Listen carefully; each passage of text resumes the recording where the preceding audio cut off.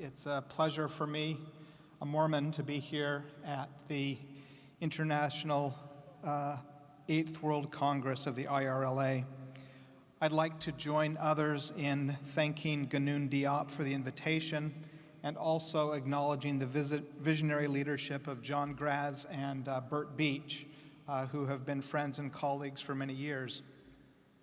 Today, I would like to address a single, simple question, and that is whether human rights are a Western concept.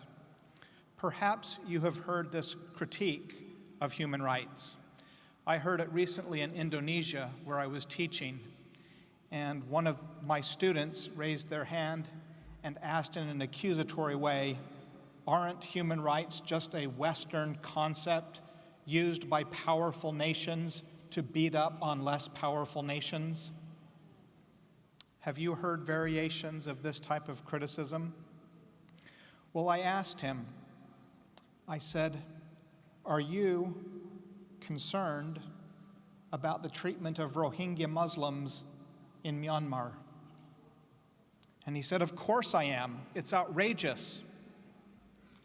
And I said, "Well, you're from Indonesia, a Muslim-majority country, the fourth largest country in the world with 260 million people, and you are criticizing a small Buddhist nation with less than 1/5 the population of Indonesia. Is that illegitimate?" It's not often where you have a teaching moment where you feel like you've actually communicated something in a way that the student is stopping to think. It is true that with the human rights revolution, beginning with the Universal Declaration of Human Rights in 1948, there was a transformation in international law. Prior to that time, individual human beings were not a subject of international law. International law involved relations between states. And with the human rights revolution came this change. From that moment forward, it was no longer possible for any state in this world to say to anyone else that the way we treat our people is not your business. Human rights makes the treatment of all people in all places all of our business. And yet there is this criticism that human rights are primarily a Western concept. I think there are several causes of this. One is the use of human rights to engage in selective criticism. Beginning with President Jimmy Carter, the United States has, to one extent or another, included human rights as a foreign policy value. And they have not always done this in a way that is consistent or principled. There's often criticism of states that are unfriendly and less criticism of states that are friendly to the strategic or national or economic interests of the United States. A second reason, I think, is that new and controversial rights often claim the mantle of human rights, making them more controversial than they would otherwise be. In the United States, for example, the most powerful advocacy group for gay marriage called itself the Human Rights Campaign. I don't think this is an accident. I think it was a deliberate strategy to capture the very powerful resources of human rights for an important interest, but one that is not directly addressed in the international human rights instruments. And the third reason, I think, is that there are powerful and vocal opponents of human rights.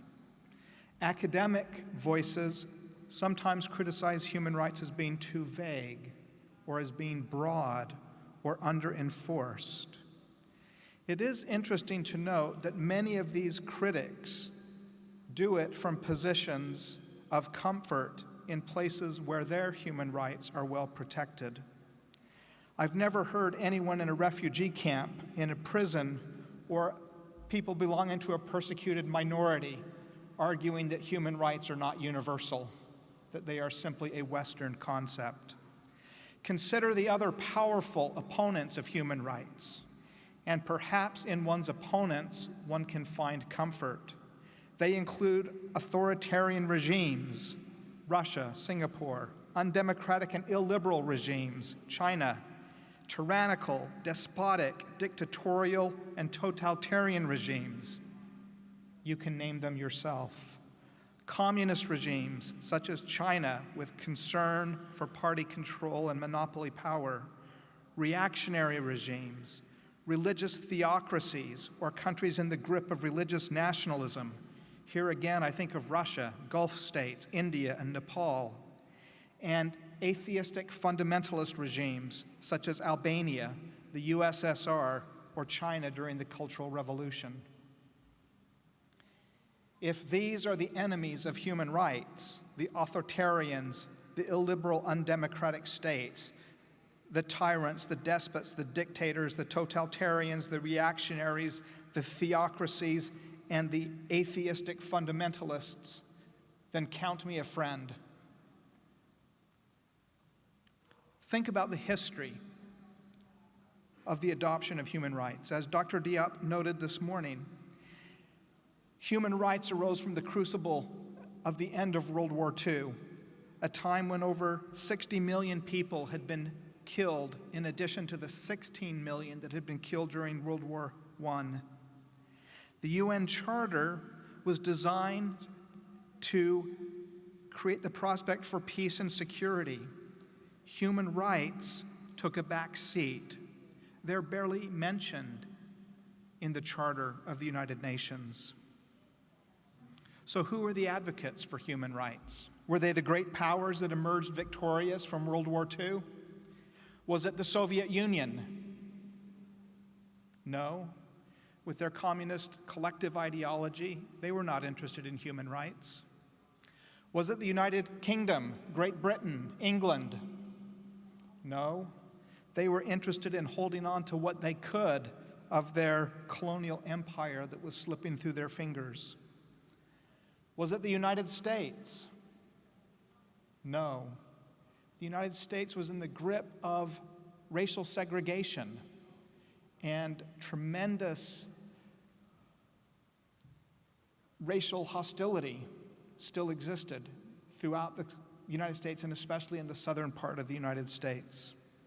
The rallying cry for human rights came from those who would not let the Allied powers forget that it was freedom, justice, democracy, and human rights for which they had been enlisted to fight in World War II. Who were the advocates of human rights? They were small countries, including countries that were not yet part of the United Nations. There were only, I think, 56 countries in the United Nations at the time of the Universal Declaration of Human Rights. And yet, many other countries under colonial oppression were among the leading advocates for human rights. You know this because many of you come from those countries. It also included non-governmental organizations, including religious communities. The Seventh-day Adventists had been already advocating for half a century for religious freedom. And it arose from the press as awareness of the atrocities of the Nazi concentration camps and the Japanese imperial prison camps came to light. The world collectively recoiled and did not want to return to that world. The drafting process was inclusive and broad. It began with a UNESCO survey of all existing rights instruments from around the world, and with the solicitation of views from statesmen, religious leaders, and ordinary citizens from around the world. There were 18 countries on the drafting committee. I don't have time to go through it, but they're from north and south, east and west, developed and less developed, countries that would be aligned with NATO and Warsaw Pact, countries with Christian majorities, Muslim majorities, secular states, Hindu majority countries. All of them were represented in the drafting of the Universal Declaration of Human Rights.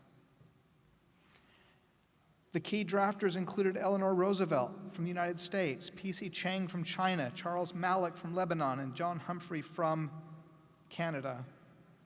The preamble declares, whereas recognition of the inherent dignity and of the equal and inalienable rights of all members of the human family is the foundation of freedom, justice, and peace in the world, this declaration came to be. On that cold night of December 10th, 1948, actually it was the morning of the 11th by the time all the speeches got done, the UDHR was adopted unanimously, 48-0. Yes, the critic says, but weren't there 8 abstentions? Yes. Who were they and why did they abstain? South Africa abstained because it wanted to defend apartheid. Saudi Arabia abstained because they wanted to maintain a religious monopoly and did not want to acknowledge the right to change religion and did not want to acknowledge that women and men had equal rights with respect to marriage. And 6 communist countries abstained. Why? Because the Universal Declaration of Human Rights asserted a right of individuals to leave their countries, to emigrate, to not be prisoners. And for these reasons, there were abstentions. It is interesting that these states had the self-respect not to vote no, but rather held their head low. Furthermore, these rights have been enshrined in treaties. Ganoon discussed the 9 core treaties. For any country that has signed a treaty, they have a legally binding obligation with respect to the covenants and promises they've made in that treaty. For them to say this is just a Western concept is to commit fraud, because they have solemnly covenanted to protect these rights.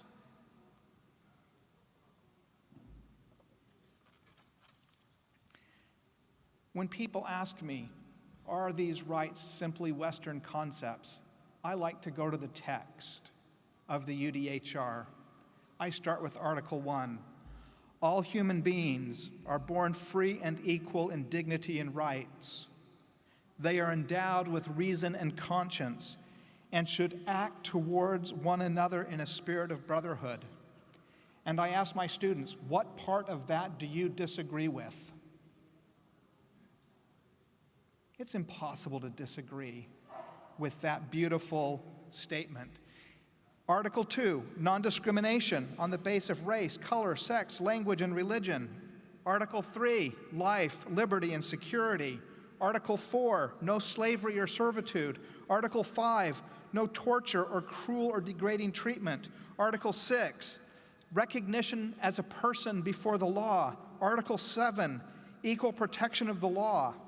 Which of these rights do you not value? We as human beings value each of these rights. We want them for ourselves. What about Article 18? Everyone has the right to freedom of thought, conscience, and religion. This right includes freedom to change religion or belief, and freedom either alone or in community with others, and in public or private to manifest his religion or belief in teaching, practice, worship, and observance. What human being does not want this right? I haven't found one yet. What about the right to change? Well, you've changed your beliefs today. If not, we're wasting our time being here listening to each other, because that's what we do when we listen and learn. We change, perhaps incrementally, perhaps significantly, but we change. If we don't believe in the right to change, then we should stop speaking, because it makes no sense for us to try to persuade anyone else of anything if we don't believe in the right to change. There are various metaphors that are used to describe freedom of religion. The undergird, the foundation, the grandparent, the precondition, the animating force. I like the metaphor of taproot. Simon McCrossan has spoken of the cut flower culture of human rights, where we, as a society, seek to enjoy the beautiful flowers of human rights while denying the taproot. What is that taproot? I would suggest it is religious freedom, freedom of thought, conscience, and belief. Think about the other freedoms we hold dear. What would they be like if we stripped from them religious freedom? Freedom of conscience without religious freedom. Freedom of speech.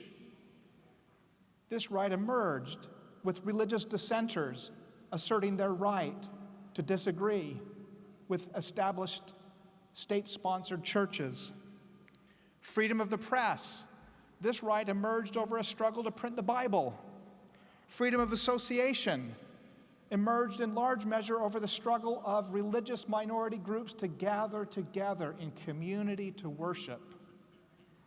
Rights of non-discrimination, largely a struggle over the right not to be discriminated against on the basis of religion, thought, conscience, and belief. What would these rights look like without a commitment to religious freedom? Well, I'm out of time, but for some reason I want to give 7 brief recommendations. I'm not sure why the number 7 comes to mind. First, with respect to human rights, keep it simple. Focus on the text of the most foundational basic instruments. When I teach human rights, I focus almost exclusively on the Universal Declaration of Human Rights and their simple, elegant, and powerful declarations. Second, focus on the most important aspects of these rights. With each of these rights, there's a core, the core of conscience, for example, and then there's a periphery, the right to have your religious holiday respected. Focus on the core. Third, avoid politicization of rights to the extent possible. Fourth, focus on these as aspirations that are universal rather than as bludgeons or clubs to use as weapons against each other.